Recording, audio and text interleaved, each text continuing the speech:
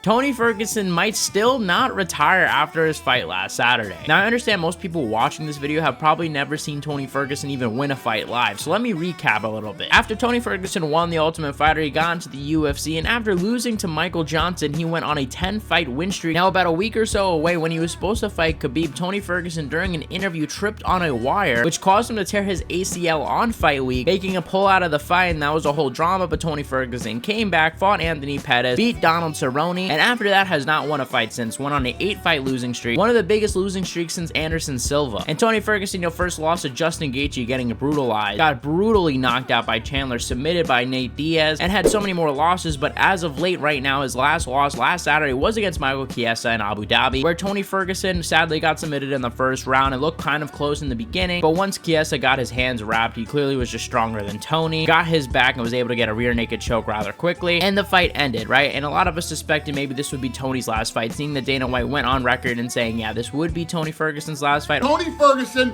moving up to 170 pounds, and what could be his final fight to take on Michael Chiesa. I would love to see Tony retire. So we get to the post-fight interview. DC goes to him and asks him, are you retiring? Tony Ferguson kind of takes it, and you could tell he does not want to retire, right? He does not want to put those gloves down. So instead, he does something a little bit different. He puts down one glove and say, hey, look, he might be retired, but he is willing to come back, and that's kind of his way of saying, yeah, look, he doesn't want to retire, and if the UFC calls him, he will come back. Now, look, although Tony Ferguson, of course, is a fan favorite, I'm sure a lot of people would pay to see him in the UFC. It's just one of those things where who do you really pair him up with? I mean, you paired him up with Michael Chiesa, and he isn't even in his prime anymore either, right? Like, now, I'm not trying to disrespect Michael Chiesa at all, but this wasn't like a young, hungry prospect that no way Tony Ferguson could have beat. This was a very fair matchup that I think Tony Ferguson could have easily retired on, but of course, he just came up short, so I don't really see who else you could pair him up with unless you're just going to sacrifice him to the young lions of the division, which nobody wants to see that, right? So I think the UFC probably is going to let him go because there's not many options left. But Tony Ferguson, a little bit later, decided to stop by the post-fight press conference, something I don't think he has done in a while. So I want to show you guys a few important segments of that post-fight press conference, but before we do, guys, please hit the subscribe button, like, comment, and share, guys. Please, you guys help the channel so much. I appreciate all the support from the last video, all the comments. Comment in the comment section below your favorite Tony Ferguson moment. I will definitely reply. And who knows, maybe Tony Ferguson will even see, because he does follow the channel. So definitely one of the craziest moments I've had this year. Let's take a quick look at some of the post-fight press conference. No bullshit. I felt slow. I felt sluggish. I think we could see that on the wrestling side of me.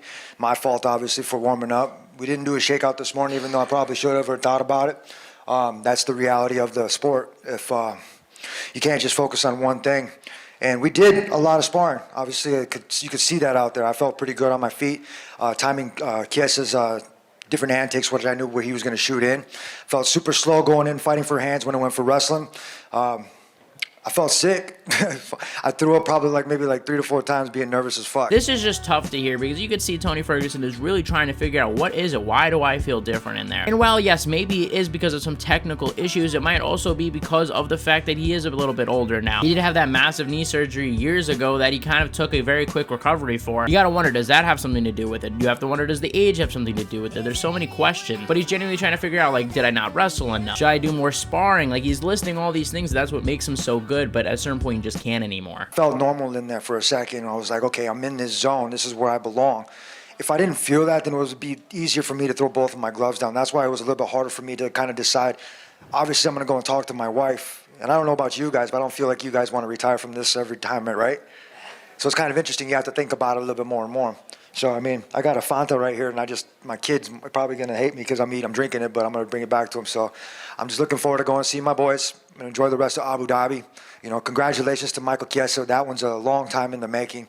I'm not going to say if he fought Prime Tony, right, what would happen, but I'm going to be real. We got a chance to be able to do this, so in the near future, maybe we can seal some deals with some other guys with a furry hat. I said this during the last fight week, but I'm so glad that Tony Ferguson is in a good place. You could tell that he is definitely, taking the losses a lot better than he used to. I think he said in the last fight week that he had a sports psychologist, and you could tell that has made a huge difference because now he's just talking about the losses like a matter of fact. And it's good because especially at the age Tony Ferguson is now, you can't let it reflect, how you are as a person, right? The fights and who you are as a person are two different things. So to try to compare the two, all it's going to do is fuck with your mental health. You are going to feel shit about yourself, because at the end of the day, fighting, it's really just fighting. It's easy for me to say, of course, but you leave fighting, and at the end of the day, you still have your family, you still got your friends, you still, and nothing in your life really changes that matters. All that really is going to change is your social media and, you know, the fans, and probably your own ego and how you feel about yourself, because obviously your whole life has been getting better at this sport. And that's why it's so hard for a lot of these athletes, but I love that Tony Ferguson feels better about himself. I mean, look at him at the UFC 274 media day when he was supposed to fight Michael Chandler. Ain't a white privilege, right? I mean,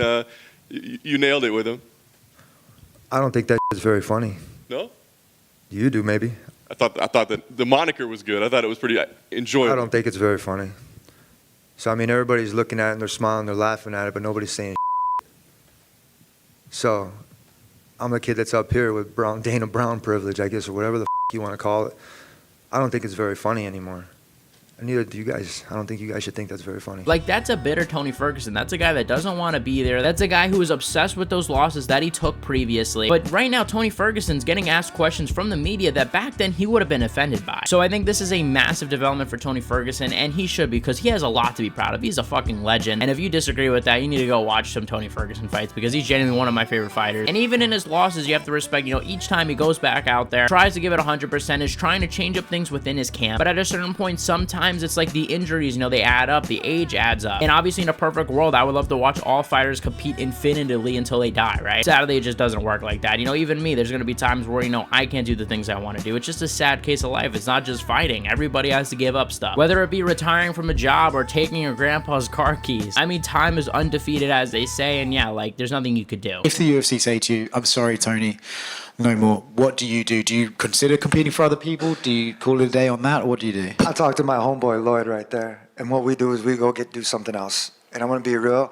If those fans out there are willing enough to come out here and fly and spend thousands of dollars to come watch me compete somewhere, I guarantee you they're going to follow me somewhere. And here we see Tony Ferguson saying if the UFC releases him, he is still down to fight somewhere. Now, this I think is concerning to a lot of fans, right? Because I think a lot of fans do want to see Tony Ferguson retire. But Tony Ferguson is saying, look, if fans are going to fly to Abu Dhabi to see me, why wouldn't they fly anywhere else to see me? And while, yes, that might be true, but at the end of the day, the UFC is such a huge brand that people go to UFC shows just to see UFC fights, right? They don't really go necessarily for some of the undercard fighters, and I'm not saying that Tony Ferguson isn't popular. Of course, Tony Ferguson gets a huge pop, but if he's added to a pay-per-view, that adds any pay-per-view value, right? Even for me, I'm like, holy shit, I want to buy that now. So I'm not at all trying to say that, and I think to a certain extent, Tony is right. If he leaves the UFC, he will arguably make more money, and fans will want to see him, but it depends in what. And it depends also against who. Like, I don't think a Tony Ferguson-Jake Paul fight does well. I don't think a Tony Ferguson-Masvidal fight does well. I don't even think a Nate Diaz and Tony Ferguson boxing match does well, seeing what we saw in the Nate Diaz versus Tony Ferguson fight not that long ago. There's no lot of options for Tony Ferguson, but I think the only option for me that I would want to see him in is grappling. That's something that you can't get hurt in. Look, I'm not gonna pretend it's easy for Tony Ferguson, right, guys? Like, look, this is a very hard position to be in, and very little people will understand how hard this is. Put yourself in his shoes, guys. Like, I'm sure there's a hobby you guys love to do, right? Just think about that hobby, and then you just can't do it anymore because of age, because of factors outside of your control. And it goes beyond a hobby. This is a career. This is something that Tony Ferguson has defined his life on for over 30 years. So I think the people just saying, oh, just retire, dude. Like, guys, it's really harder than that. I think Tony Ferguson is a great mind in the sport. I think he would be a great coach. I don't know why they never did the Ultimate Fighter with Khabib and him, but that would have been super entertaining. Please, guys, like the video if you guys agree that Tony Ferguson should retire, maybe do some sort of coaching or grappling. Or do you guys think there is still a UFC fight for him to win? I mean, maybe Jim Miller? I don't know. It'd be very tough to figure out one. But guys, thank you guys so much for watching. Check out my last video where I talked about Jon Jones and Tom Aspinall, that whole drama with Jon Jones being scared of Tom Aspinall. Also talked about the insane situation going on with Casey Kenning. He's a UFC fighter. Not a lot of people are talking about this, but I think it might become mainstream soon. Go check it out, guys. Thank you guys for watching. Guys, the best fan base in MMA, and I'll see you guys in the next one.